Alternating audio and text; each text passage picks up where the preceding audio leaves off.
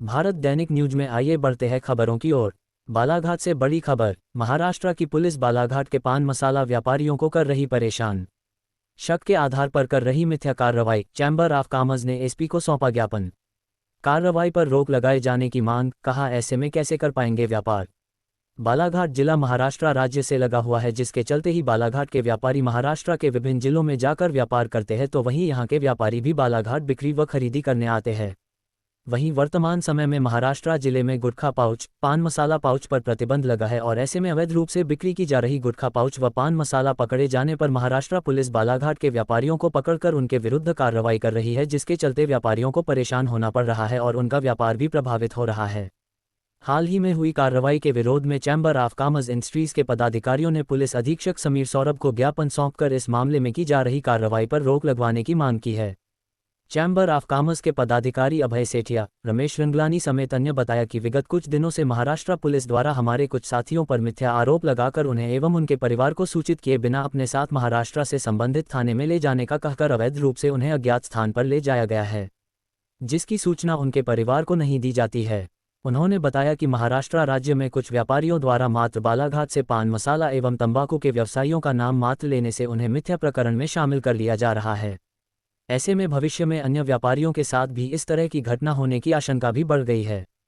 पदाधिकारियों ने सौंपे गए ज्ञापन में मांग की है कि इस अति महत्वपूर्ण विषय पर हस्तक्षेप कर महाराष्ट्र के संबंधित अधिकारियों से बातचीत की जाए और जिन निर्दोष व्यापारियों को पुलिस ने संलिप्त किया है उन्हें अतिशीघ्र उन्मुक्त करने की कार्रवाई की जाए, जिससे कि व्यापारी बिना किसी डर व भय के अपना व्यापार कर सके।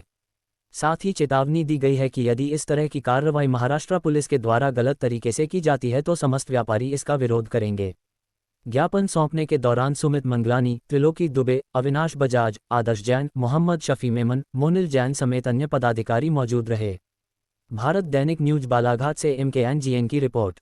चैम्बर ऑफ कॉमर्स इंडस्ट्री का एक प्रतिनिधिमंडल आज एसपी साहब से मिलने आया है, जो बालाघाट में पान मसाले का काम करते हैं और मध्य प्रदेश में पान मसाला गुटखा बेचना प्रतिबंधित नहीं है और बाजू में अपना स्टेट है महाराष्ट्र में प्रतिबंधित है। वहाँ के कुछ व्यापारियों को उन्होंने पकड़ा और यहाँ आके बता दिया, उनके ड्राइवर के साथ आ गए। ड्राइवर ने बता दिया ये व्यापारी से ले गए माल। उस व्यापारी को हिंगनघाट की पुलिस ने, वर्धा जिले में हिंगनघाट है, हिंगनघाट की पुलिस ने उनको वहाँ ले गए और 10 दिन बाद, 6 दिन बाद, 8 दिन बाद वो वहाँ से अपने जमानत पर यहाँ आए। इस प्रकार का लगातार यहाँ पे काम हो रहा है। महाराष्ट्र की पुलिस, कभी गोंदिया की पुलिस आती है, कभी भंडारा की पुलिस आती है, जबकि सामने वाले के पास अपना कोई एविडेंस नहीं कि हमने बिल दिए उनको महाराष्ट्र का कुछ दिए, या कोई एविडेंस नहीं उनके पास कि यहाँ से माल ले गए करके, पर शक के आधार पर वो ले जाते हैं और फिर कोर्ट में ले जाके खड़े कर देते हैं। फिर 4-8 दिन 15 दिन बाद उनकी जमानत बड़ी मुश्किल से हो पाती। इसके पहले भी सराफा व्यापारियों के साथ भी ऐसा हो रहा था। उस समय के एसपी से बात करने के बाद वो मामला बहुत दिनों बाद रुक गया, इसीलिए बात करने आए थे एसपी साहब से। एसपी साहब ने बात को समझ लिया। उन्होंने बताया कि मैं वर्धा के एसपी से, भंडारा के एसपी से, गोंदिया के एसपी से बात कर रहा हूँ, इस मामले को विशेष रूप से देखेंगे।